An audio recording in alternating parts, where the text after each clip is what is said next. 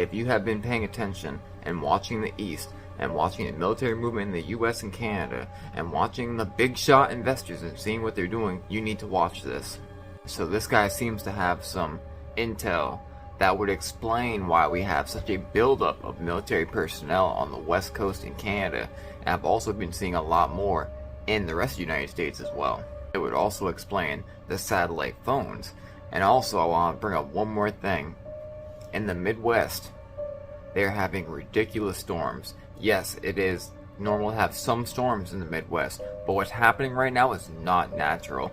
On my way to Texas, every single hotel was booked all the way full because there's no power anywhere. For the last big storm, there was this. My friend said something really bad's coming. We get that when something very destructive is on the way.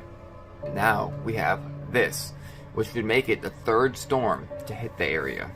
The reason I bring this all up is because I believe the Midwest is going to be the hardest to hit their energy infrastructure. The East and West Coast, that will be simple to take out, right? I believe it's the Midwest they're going to have the problem. So all of a sudden you have all these crazy, disastrous storms, and it's one every week, and it's doing a toll, and their energy is still out. It's been out for days. So I believe that they're doing that at the same time, so when all this cracks in, they have that area contained. Anyways, I don't know this guy. I just saw the video. Someone else posted it. Here he is. Several months ago, well, actually 2 months ago now, I was in Doral, and Nicolette and I met somebody there, specifically her, and we ended up starting to work with them behind the scenes regarding some stuff on the website, things like that. And she told me, like, hey, you have to meet them, and you have to meet them. So I finally decided to meet them, not in person, but online, through a call. And I was connected with them. So behind the scenes, we now, in the last months, have a source who is very credible. At the time, I wasn't sure they were credible. I'm very skeptical on people who say that they have stuff or know stuff, etc. And so, over time, this person had done some stuff for us that made it seem more credible and kind of proved it out. They are involved in some three-letter agencies, very high up. Some of the ones, I'm not going to say them now because I don't want to out anybody. But did some work for us that really proved out they knew what they're talking about. So fast forward to today, and they've been giving us little breadcrumbs along the way, not to keep us from it, but just to kind of let us know things are going in the direction that we've talked about for a couple of years. So today I get a text from this person and said, hey, I need to brief you on something. Should take like 5 minutes. So I was getting ready to drive. So I'm like, okay, real quick, what's up? I have like 5 to 10 minutes.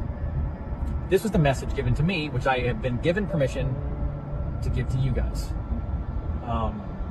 Now, since this has occurred, this has been triple plus confirmed to me by other sources as well. But the first source came from this person who received emails from internal department heads, I believe, within government, I guess you could say. And this is the message.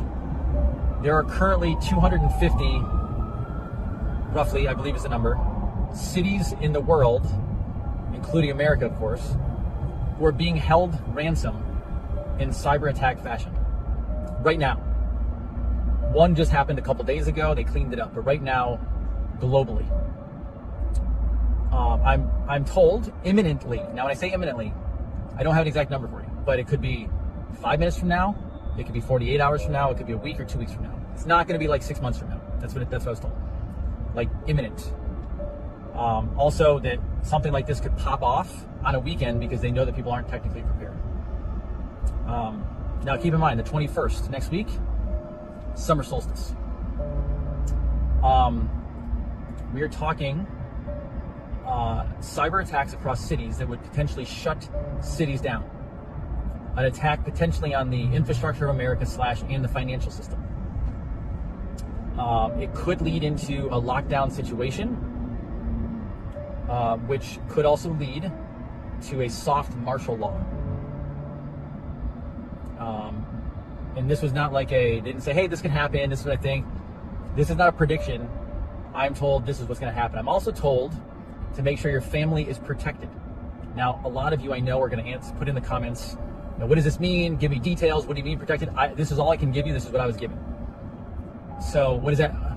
Have phones ready, have food ready, all the stuff we've talked about for the last couple of years.